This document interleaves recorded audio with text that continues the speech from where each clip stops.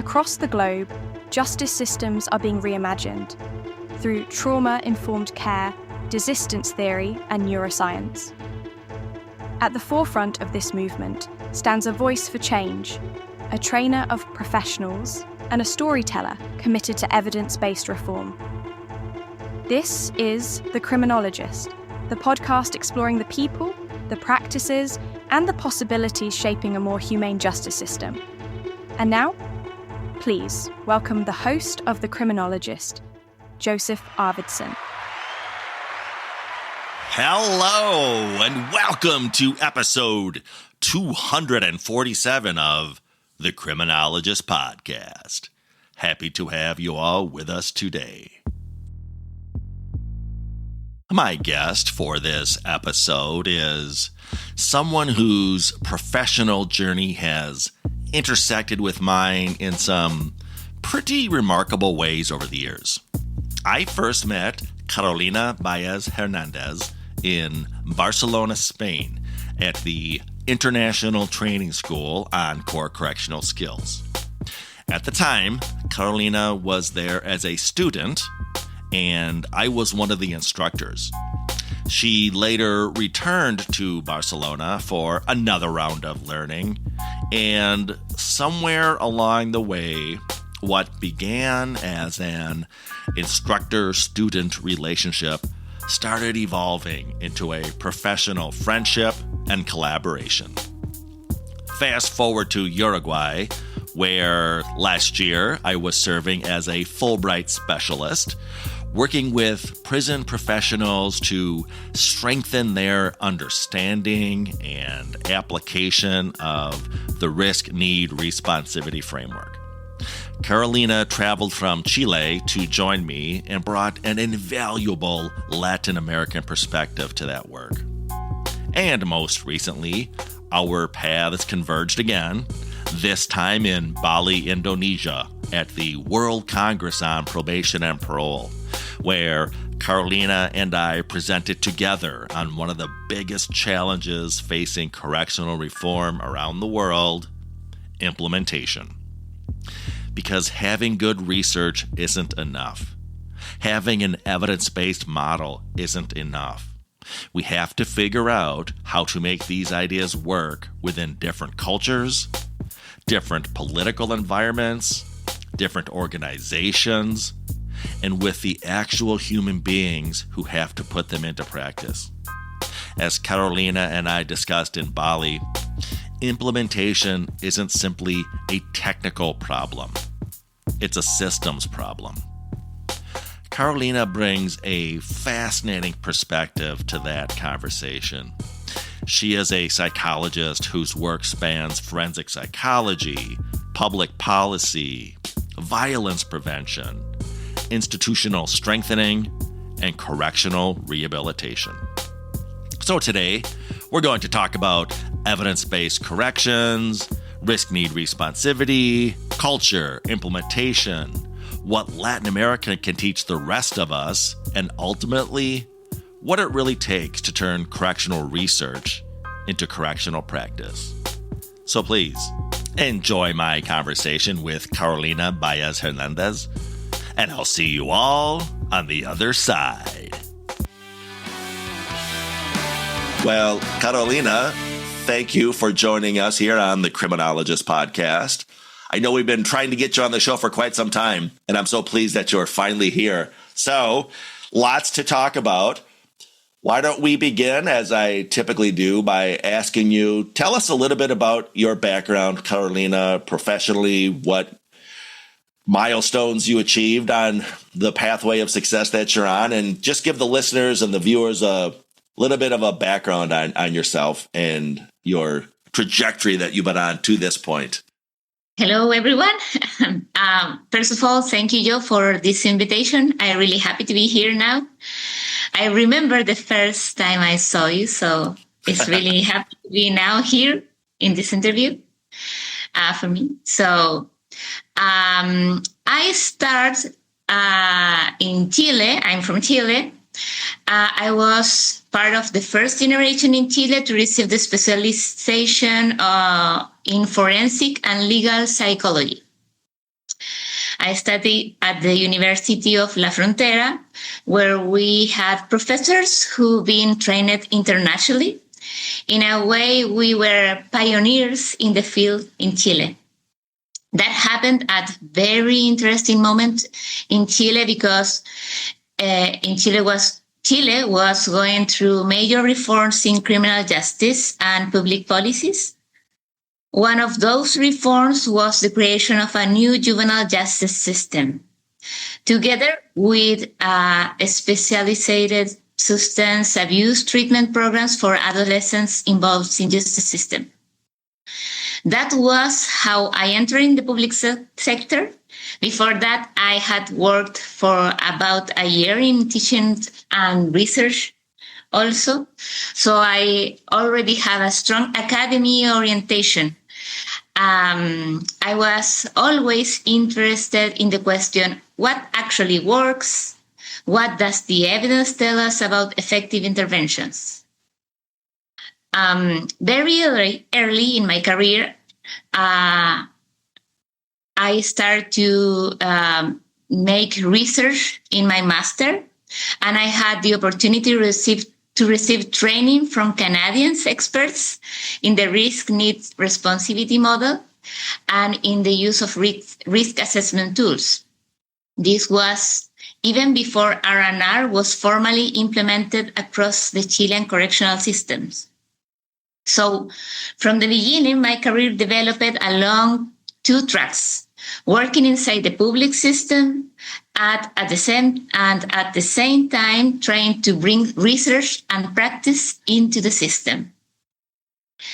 Well, over the past years, I worked in different public institutions, programs, and leadership positions. I also became involved with the evidence-based programs imported from US, particularly the multisystemic therapy. That is a program to address behavioral problems with youth and early criminal conduct in youth. I first experienced implementation from the field, and later I worked more as an implementation expert in Chile. That experience changed my perspective significantly because I realized that having a good model is not enough. There is a major difference between having an intervention that is supported by evidence and actually creating the conditions for that intervention to work in real system. Later, I began working internationally, initially through projects with PIDF. That gave me the opportunity to work in countries such as Honduras, El Salvador, Guatemala, Panama, Ecuador, Colombia, and Uruguay. That international experience reinforced something I had already begun to understand in Chile.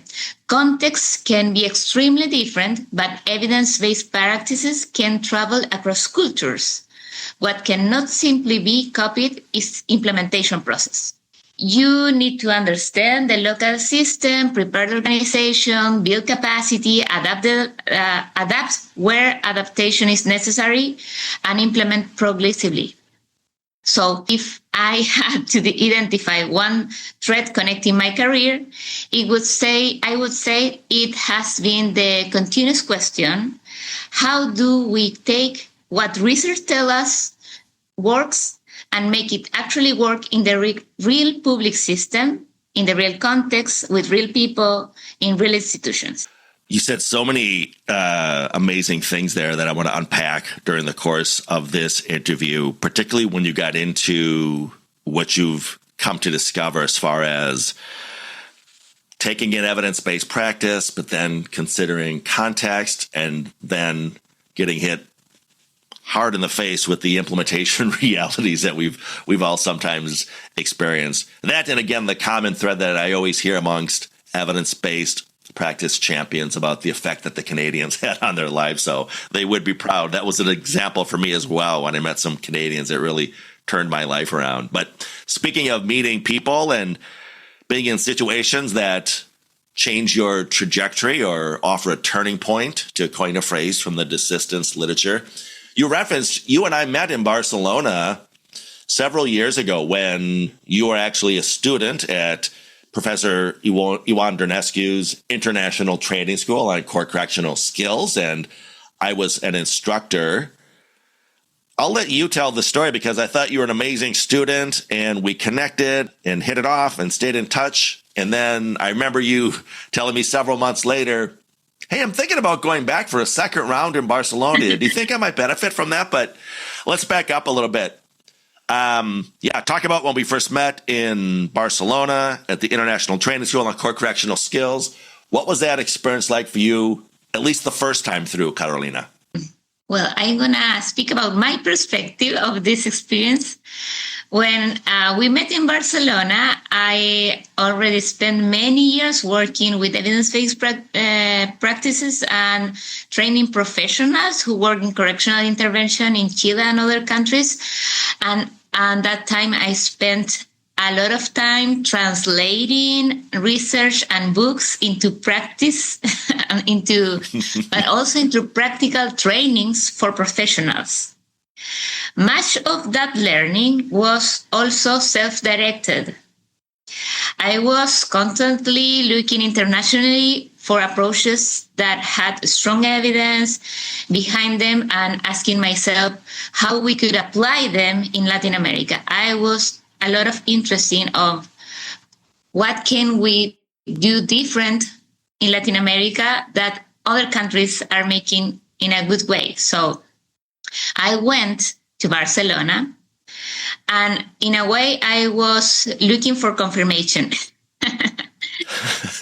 What I'm doing, what I'm translating into practice and into training is okay, is all right. I wanted to know whether what I have been learning and teaching was actually aligned with what's happening internationally in correctional practices.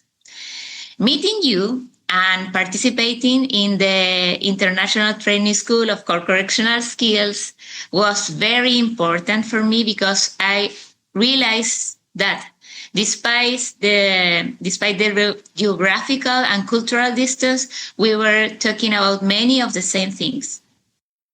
The principles were surprisingly transferable. The importance of relationships, the way professionals interact with people under supervision, the modeling, reinforcement, problem solving, effective authority. These were not uniquely Canadian, European, or Latin American issues. They were fundamental correctional practices issues. I remember feeling a great sense of relief at that moment. I thought, okay, I'm going in the right direction, actually. Barcelona also gave me something more than confirmation. It allowed me to see how these practices were being implemented in other systems, what implementation problems other countries were experiencing, and what strategies they were using to address them. That was very valuable because sometimes from Latin America, we imagine that systems in Europe and North America have already solved these problems. And then you discover the implementation is difficult everywhere. The context changed, but many of the implementation challenges are remarkably similar in all our countries. So I want to follow up on that a little bit, Carolina, those observations, which are spot on. But when you hear terms like evidence-based practice or risk-need-responsivity, what do practitioners sometimes misunderstand about taking an approach developed in one setting and applying it somewhere else? For example, taking these North American perspectives, content, and beliefs, and then just trying to sort of copy and paste that into a Latin American jurisdiction or agency. I think it's not only that sometimes they copy and paste. I think that one of the principal mistakes is that you really need to understand the practice. and the core components of the practice, and the mechanism in which this practice help to address the problem that we have, So sometimes an evidence-based model is transferred to another context, but instead of transferring the underlying principles and understanding how the different components work together, people take isolated pieces in the model. For example, I have seen systems introduce risk assessment tools, but not connect into case management or or changing practice. So they use the tool, for example, but not the principles of RNR. So they assess risk, but they assess that this assessment does not meaningfully guide the interventions, the supervision, treatment planning, or reassessments. I have also seen systems implement only parts of an assessment process without creating continuity across the different stages of a person's case. Sometimes the problem begins even earlier. Systems decide to introduce a new assessment tool or intervention model, but there has not been enough planning around how professionals will be trained, how they will be supervised, how quality will be monitored, or how the model will fit into the culture of the institution and the process of the institution. Then, when implementation problems appear, people sometimes conclude that the model does not work or don't fit with the culture or the reality of the country. Right, exactly. So we know that usually the problem is not the model. The implementation, the problem usually is the implementation conditions that are not prepared to implement the model. I think that moving evidence practice across cultures requires understanding what are the components, the core components, and the core purpose of the model, what components need to be remain intact, and what aspects you can change and adapt to the culture and to the context. Adaptation does not mean changing the whole model, and fidelity does not mean simply copying a model without understanding the system where you want to use it. Yeah, context matters so much. I could not agree more. And to that end, I think it was almost a year ago today where I traveled to Montevideo, Uruguay as a Fulbright Specialist to assist their correctional staff have more of an embrace of the Risk-Need-Responsivity framework. And you were gracious enough to fly over from Chile to join me and informally assist me and act as my advisor along the way in that 2-week journey. What were some of your observations from that experience, Carolina? Anything surprise you? Anything almost confirm what you just said about mistakes that may have been made? Well, first of all, I need to say that we have really fun on that trip. We did have fun on that trip, yes. Yes, it's really fun to work with you and also to be in another country, to understand the culture, to try to understand and to solve problems also. Yes, we were embracing problem-solving skills, that is for sure. Yes. Well, something that surprised me, although maybe it shouldn't surprise me anymore, was how similar implementation challenges are in different countries. Yeah. Sometimes we think that countries with stronger institution or higher developed have already solved these problems, but I'm saying this because Uruguay is one of the most developed countries in Latin America, also with Chile. Usually we see Uruguay as a really developed country, but Working directly with the prison professionals and practitioners show me that there are still important challenges, especially with the resources available for rehabilitation and social reintegration. And this creates real problems for implementation, of course. You can have professionals or practitioners who are motivated and interested in evidence-based practices, but they work in an institution that still needs better structures, more resources, more training, and stronger support. For me, one of the most valuable things during those 2 weeks was seeing that the gap between knowing what good correctional practice look and having the conditions to actually do it in practice. Yeah. These conditions are not only related with resources, but are also related with culture. The tension between security and correctional intervention is something you can see everywhere. Yeah. And I think that we can see it a lot more sometimes in Latin America.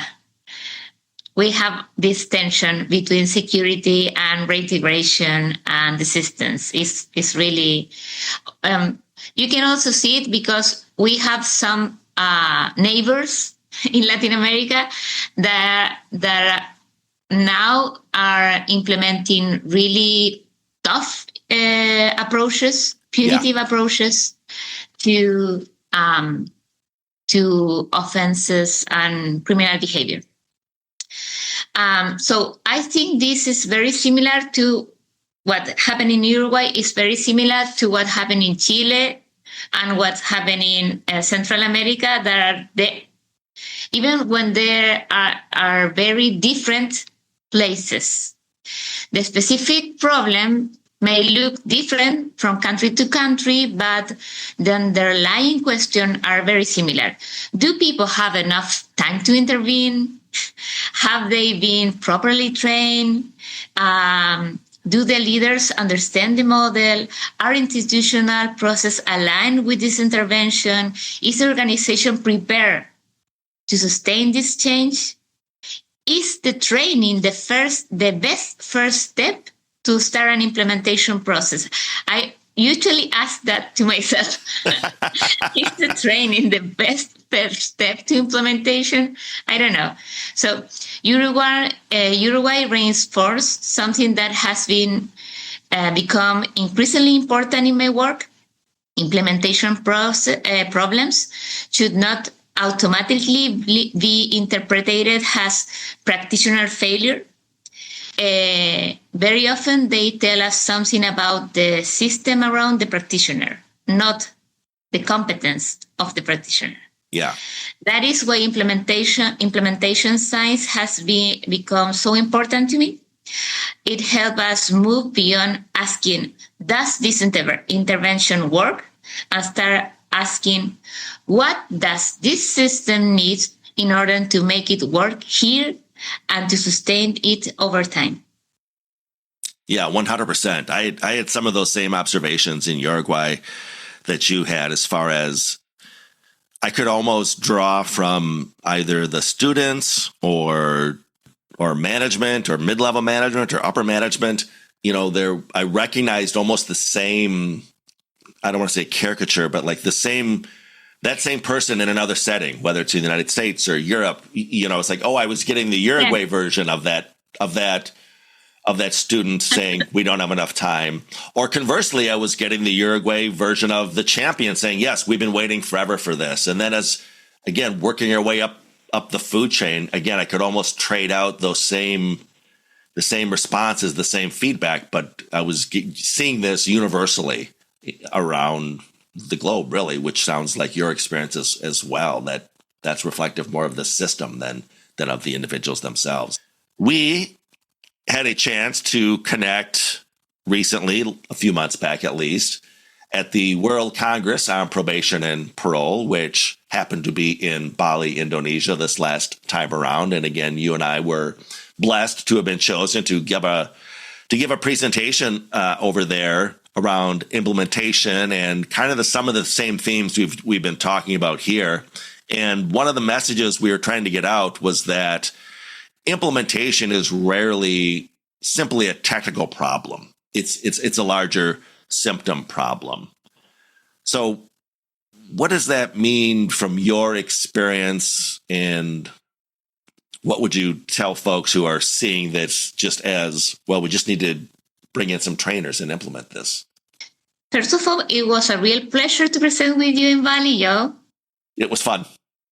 Many of us left the conference deeply influenced by the spirit of Desistance and by the challenges that probation and parole system face today, particularly the challenge of moving beyond simply reducing risk or preventing recidivism towards actually support desistance process and the role of the community on that.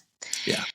Regarding your question, I have been working a lot with implementation science, and I think it provides a fundamental framework for understanding why good interventions sometimes produce good outcomes and sometimes do not. One of the basic ideas from implementation science, particularly from the work of Fixen and colleagues, is that achieving good outcomes requires three things: an effective intervention, effective implementation, and a good context, a prepared context. That sounds simply, but I think it changes the way we approach to the implementation process. It means that it is not enough to continue developing models or good models or producing scientific evidence. It's not enough. It's good, it's important, but it's not enough. We already know that there is a significant gap between research and practice. There is a frequently cited estimate that it can take around 17 years for research evidence to reach into a practical, into practice in the field. So one of our major challenges is, how do we shorten the gap? This is particularly important in correctional and public safety. Perhaps this field does not have the precision of mathematics or the same culture of evidence that we expect in medicine, but the decisions we make have enormous consequences for public safety and for social development and social well-being. We're talking about public safety, social reintegration, preventing future victimization, and people's lives. So we need evidence-informed decision-making, but we also need effective implementation. This is where the idea of implementation as a system problem becomes very concrete for me. Mm-hmm. We tend to focus heavily on the technical quality of a model, if it's evidence-based, if it's well-designed, if the tools are validated, mm-hmm. and all that is really important. But we are often neglect the conditions that allow that model to work. Fixen and colleagues describe three groups of implementation drivers: competency, organization, and leadership. The competency driver includes staff selection, training, and coaching. I think this is where many systems make their first mistake. Mm-hmm. They usually focus only on training, knowing coaching, knowing selection. Train and pray. Train and pray, yes, as we say. Yes, train and pray. That's exactly. We tend to assume that if we can have a good evidence-based model and we train people, implementation just will happen. Just magical. Just like magic. But training alone does not change professional practice. We know that. We are trainers. We know that so much.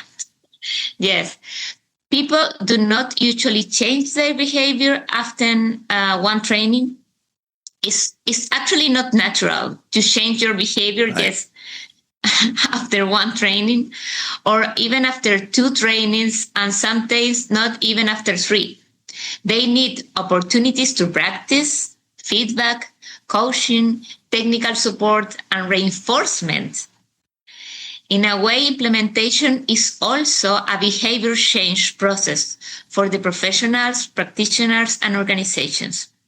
Coaching, for me, is particularly important because much of the my current work precisely is about supporting professionals after training and helping them to translate knowledge into actual practice. Then we have the organizational drivers. We need systems that are aligned with the model. We need facilitative administration, and we need information systems that allow us to make good decisions. I think that alignment is a huge challenge in corrections, and especially in prisons. Historically, there has often been separation, sometimes even conflict between the security function of a prison and the rehabilitation function. If one part of the organization is moving in one direction and the other part is moving in the opposite direction, even an excellent intervention will struggle. For the other hand, facilitative administration is another challenge because I think that public institutions tend to be bureaucratic. Although, to be fair, universities and many other organizations can be extremely bureaucratic too. Yes. Sometimes leaderships genuinely want to facilitate implementation, but the organizational structure itself creates barriers. Then we have the data system problem. I think this is one of the biggest opportunities today because we have so much better technological tools, for example, IA. But one lesson I have learned is that with information systems, less can sometimes be more. It's better less than more data. More quality than data, I think. A smaller system that produces useful information and is actually used for decision making is much better than an enormous system collecting data that nobody uses. Finally, there is the leadership. Both technical and adaptive leadership needs to understand the intervention well enough to make technical decisions, but that is not enough. They also need to respond to changing circumstances, different organizational contexts, unexpected barriers, resistance, political pressure, and limitations in resources. That requires adaptive leadership. The important point is that no system has all these conditions. There's no ideal system. We know it. In Latin America, we sometimes imagine that United States or Europe don't have this kind of problem, but they have it. Mm-hmm. Implementation science, for the other hand, give us a strong framework for asking better questions. We can identify barriers and facilitators and drivers, understanding which implementation drivers are weak and possibly strain them. That is something I am very interested in Chile today. Through the growing implementation science community and the Chilean chapter, we are trying to strengthen this capacity in public systems. We may never have every condition at 100%. We don't need perfection before we start. Right. But we need to understand the system we are implementing to identify the barriers and deliberated create better conditions for implementation. And for me, the implementation plan, the exploration phase, the preparation phase of the implementation process are things that we usually don't do, but are the most important things to have a good implementation. I'm glad you are really giving implementation its due diligence there in Chile. That sounds amazing. And I'm glad you mentioned Dean Fixon. So if anybody in the audience is wondering what they can do to learn more about implementation science, please go down the Dean Fixon rabbit hole. He's a thought leader in that space. And speaking of implementation, I wanted to make one more observation and ask you another question about our Bali presentation. And in that presentation, we talked about what we identified as the 4 horsemen of implementation collapse. And those were politics, culture, leadership, and narrative, or sort of the story. Of those 4, which do you think is the hardest to overcome, Carolina? I would probably say culture. Yes, as they say, culture eats strategy for breakfast, lunch, and dinner. Yes. But I would add an important qualification. In my experience, what we call organizational culture is often not very well defined. I frequently hear statements like, people are resistant to change, or culture on this organization is very difficult to change. Sometimes that is true, but I think culture can also become a very convenient explanation for everything. Yeah. Yes. If we say it's the culture, we can stop asking more precise questions. What exactly, for example, what exactly are people resisting? Why are they resisting it? What we are asking them to give up? Yes. What incentives do they have to maintain that status quo? What have previous reform process taught them? Do they trust the people leading the change? Do they understand what the change is trying to accomplish? So culture is like the name of the song, you know? We need to understand all the song. Yes. To make this change. Sometimes what we describe as resistant is partly the result of conditions we ourselves have created for people to remain in the status quo. I think organizational change has something in common with motivation. There are moments of readiness, sometimes very brief windows, when change becomes possible. So we need to take that chances. Our responsibility is to recognize those moments, prepare for them, and use them well. And my experience is that, and many times we don't do that. We introduce change too quickly, or without sufficient preparation. We fail to create the condition that make the new behavior possible, or we communicate the change in a way that activates resistance rather than engagement. Then we say, it's culture. For me, it's dangerous because once we label something as a cultural problem, it can become so broad that we lose the ability to define the actual problem and therefore the actions we need to take.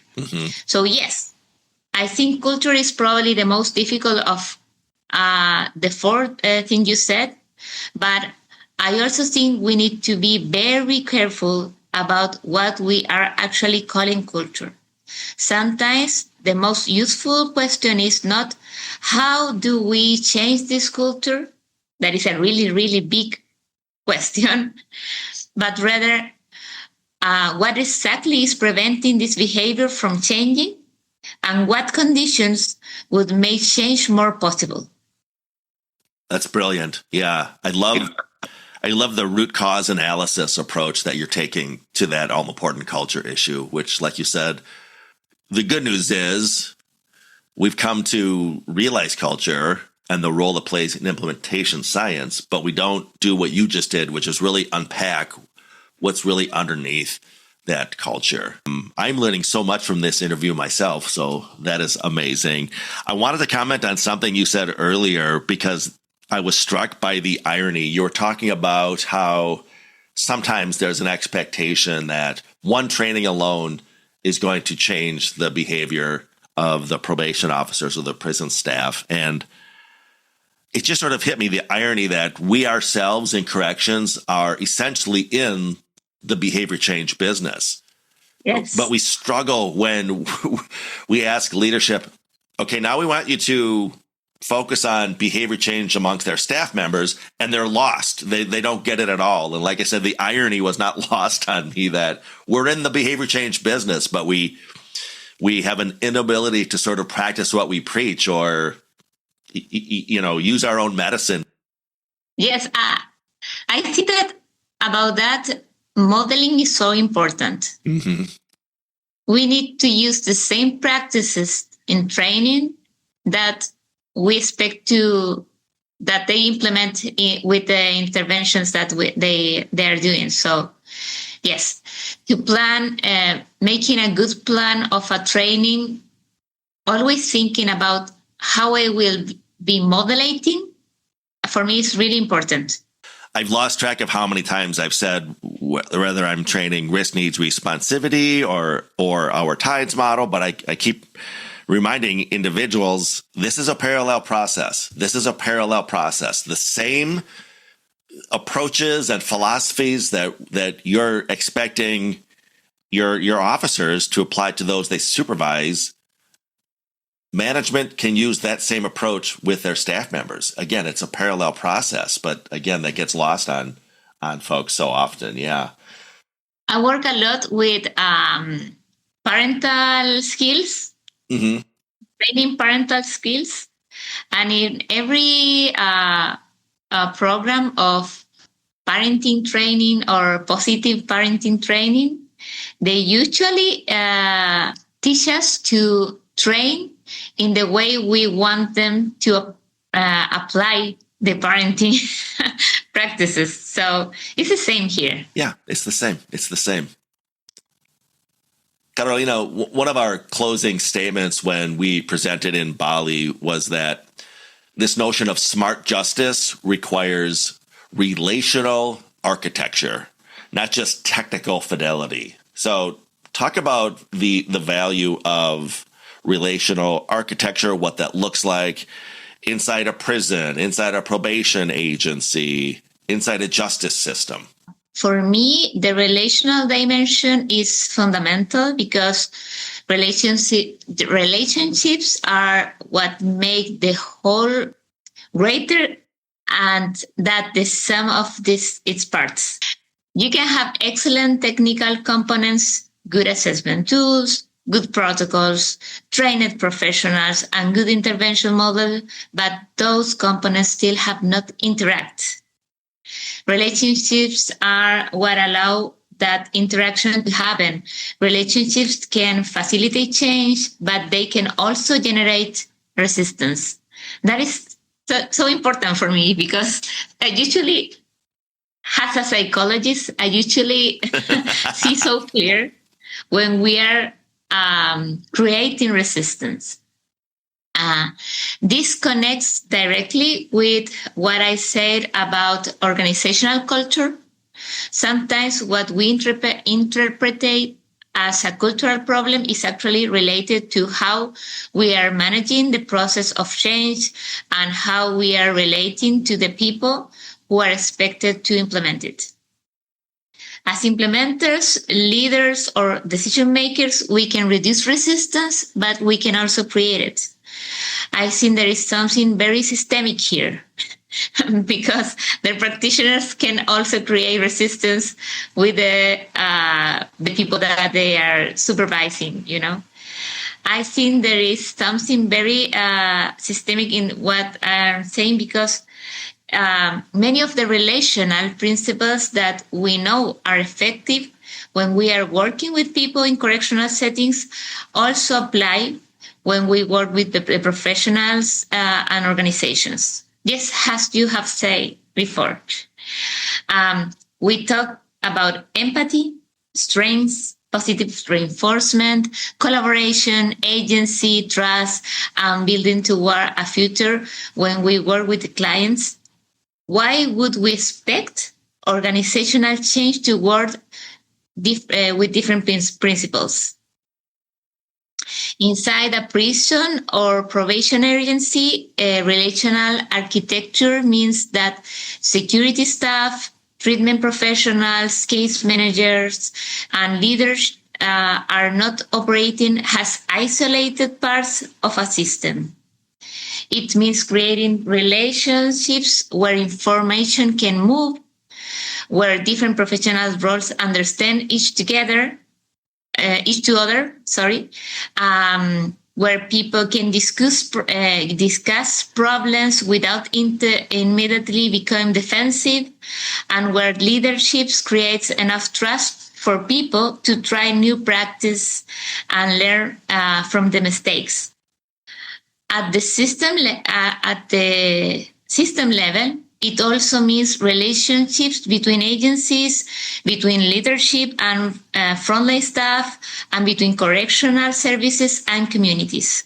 So for me, relational architecture is not something soft that we add after we have designed the technical model. It's one of the core components of the model. It's part of this infrastructure that allows the technical model to work. Carolina, when we were in Barcelona, one of our 2 trips, I recall towards the end of the class, our mentor over there, Iwan Dernescu, who runs the school, he asked each of the students to take out a card, or maybe he handed out cards, and he asked us just to jot down sort of what we see happening in the future in our sort of utopian view, what we would sort of take from this experience and leverage into the next chapter of our lives. And I remember I wrote down, I want to collaborate internationally with Carolina. And the point of that card that Professor Dernescu was doing, that is, of course, he was leaning into this notion of sort of self-actualization and visualizing your future. But I should give him credit, because since I jotted that on the card in that classroom in Barcelona years ago, you and I have collaborated in Bali. We have collaborated in Uruguay.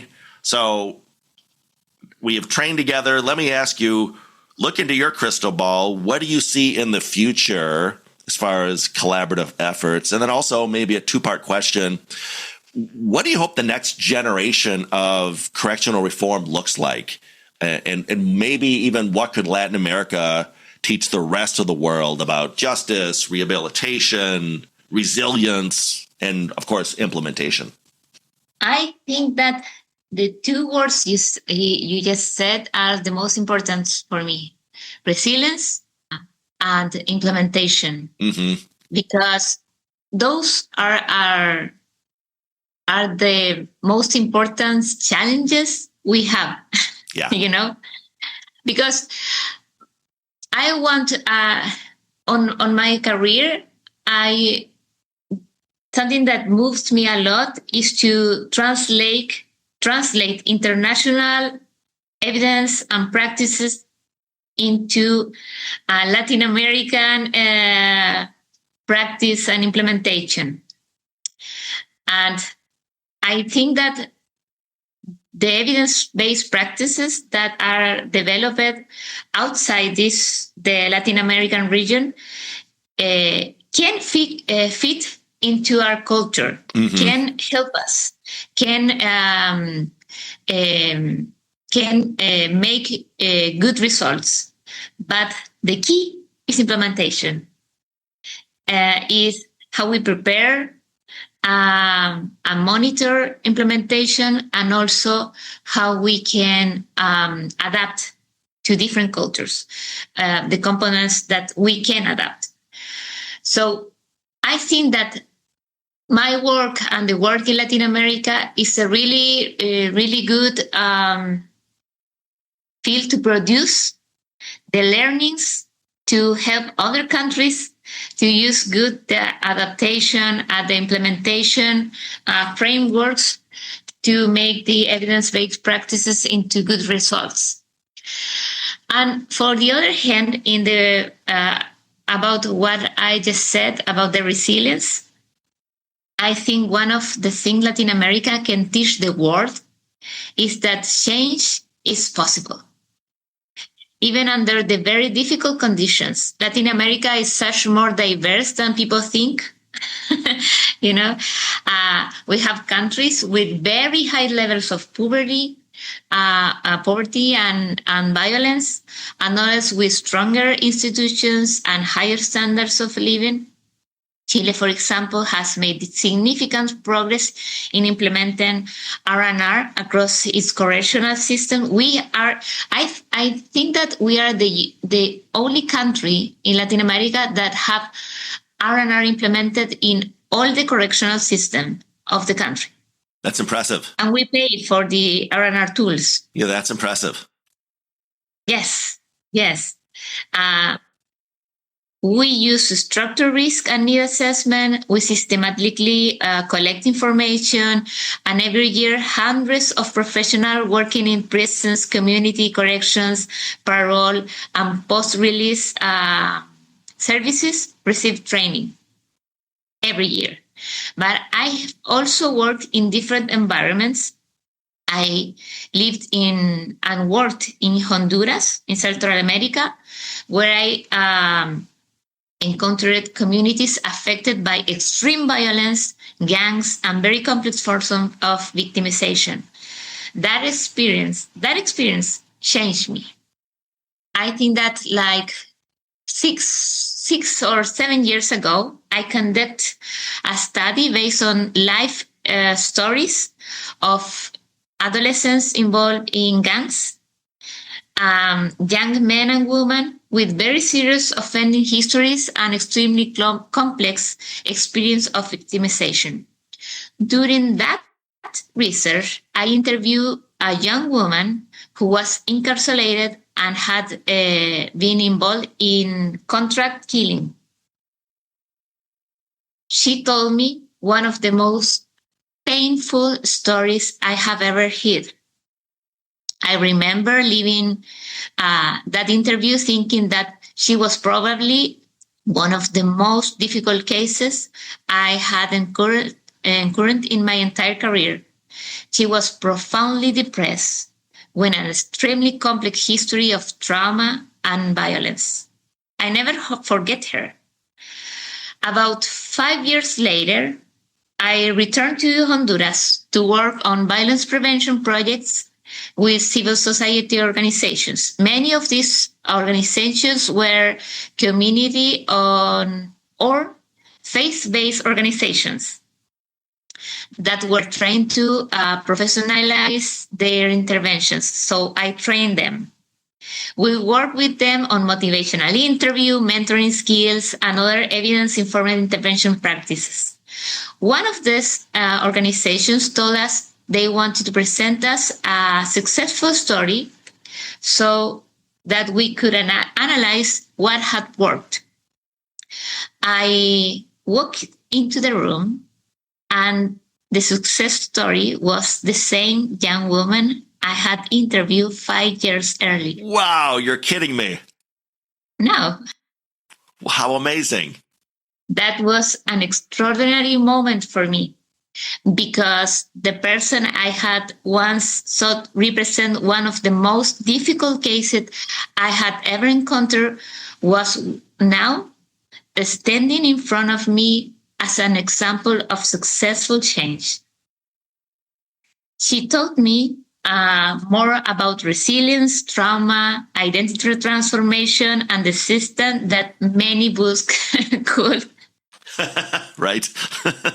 Above all, she reinforced a conviction that has become central to my work. change is always possible.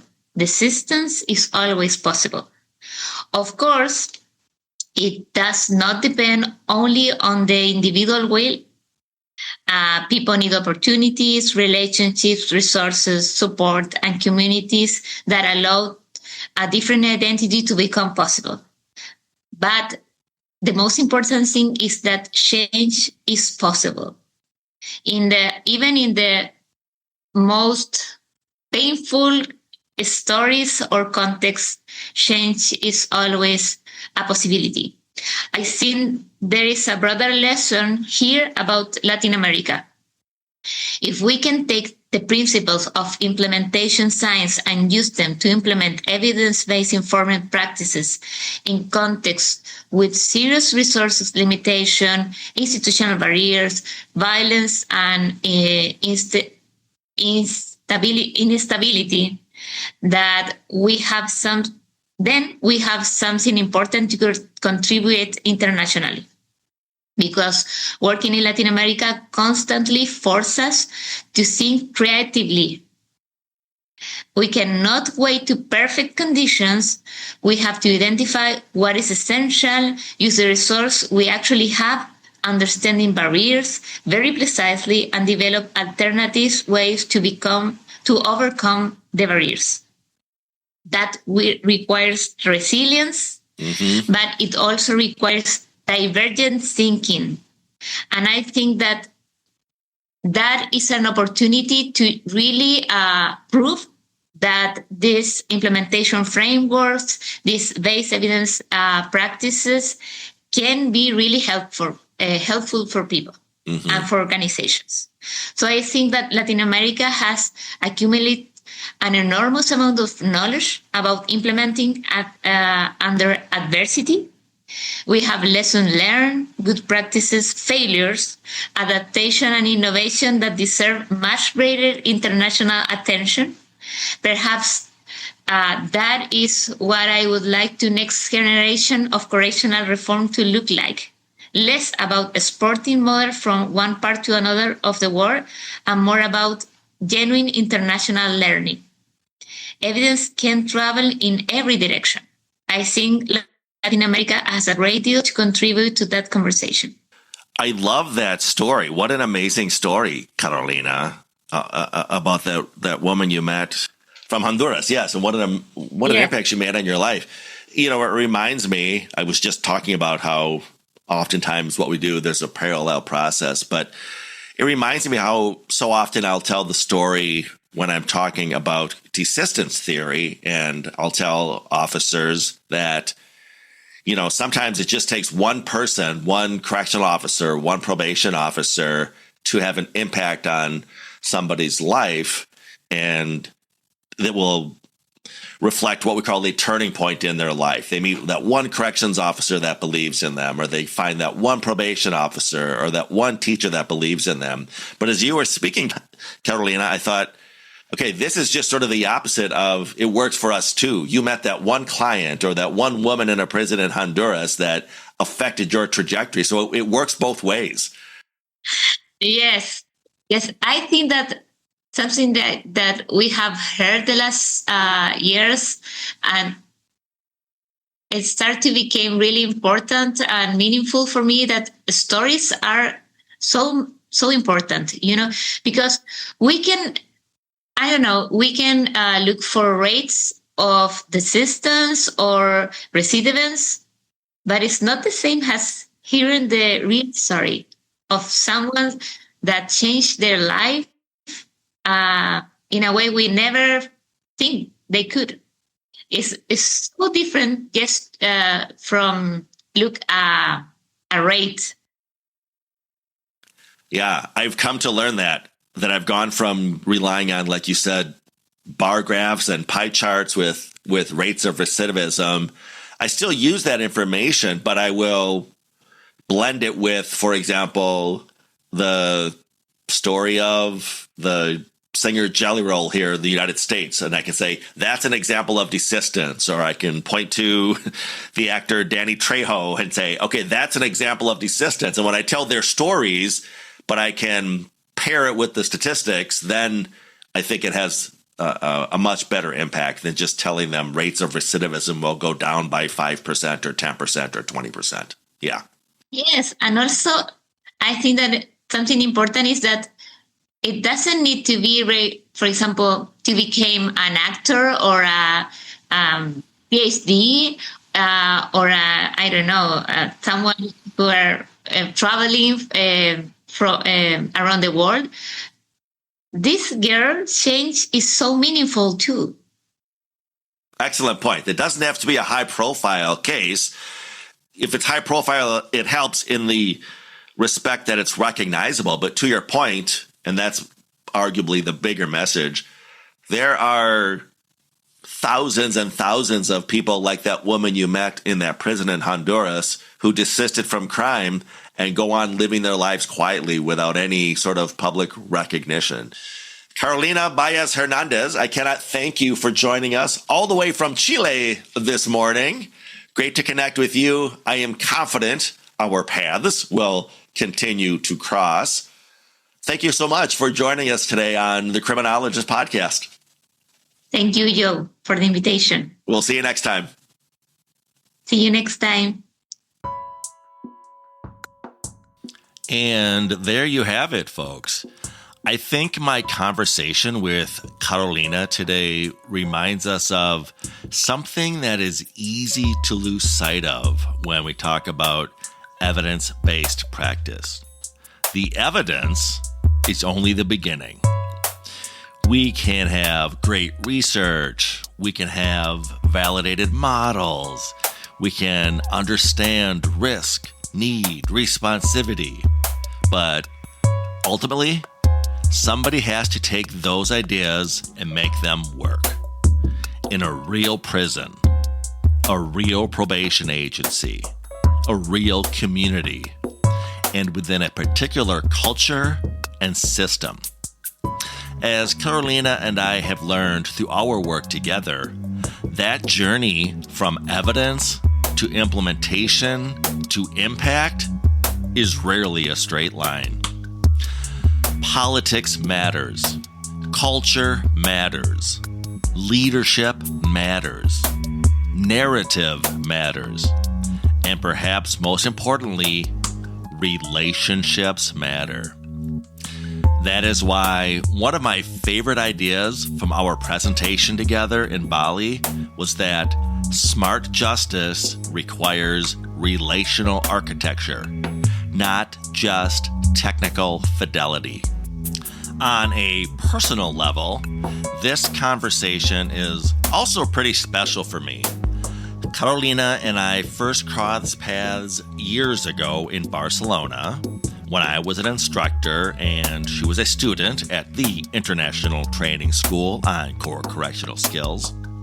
Since then, our paths have continued to cross, from Barcelona to Uruguay to Bali. Along the way, that relationship has evolved from instructor and student to colleagues, collaborators, and most importantly, friends. It has been incredibly rewarding to watch that journey unfold, and I'm excited to see where our shared commitment to advancing evidence-based correctional practice takes us. Carolina, thank you for your friendship, your expertise, and for joining me today on the Criminologist Podcast. And before I wrap things up, I have a very special shout out to Bree, a probation and pretrial officer with the Gallatin County Office of Court Services in Bozeman, Montana. Bree actually came up to me at an American Probation and Parole Association conference a while back and introduced herself as a loyal listener of the Criminologist Podcast. And Bree, I have to tell you, those moments mean more to me than you probably realize. We put these episodes out into the universe week after week, and you don't always know who's listening or whether the conversations are landing. So Bree, thank you for being such an enthusiastic supporter of the podcast. Thank you for the work you're doing out there in Montana. And most importantly, thank you for being a proud member of Criminologist Land. This shout out is for you, Bree. And for the rest of you, always remember, folks, there's no them, there's only us. I also think we need to be very careful about what we are actually calling culture. Sometimes the most useful question is not how do we change this culture? That is a really, really big question, but rather what exactly is preventing this behavior from changing and what conditions would make change more possible. The Criminologist Podcast is a production of the Paragon Group, LLC. For speaking engagements, training opportunities, program design, or interview requests, visit theparagongroup.llc.com. To learn more about the TIDES supervision model, a trauma-informed, desistance-based approach to community supervision, please visit the TIDESLLC.com. If you enjoyed today's episode, be sure to check out the Criminologist YouTube channel for additional content, including exclusive video interviews and international insights.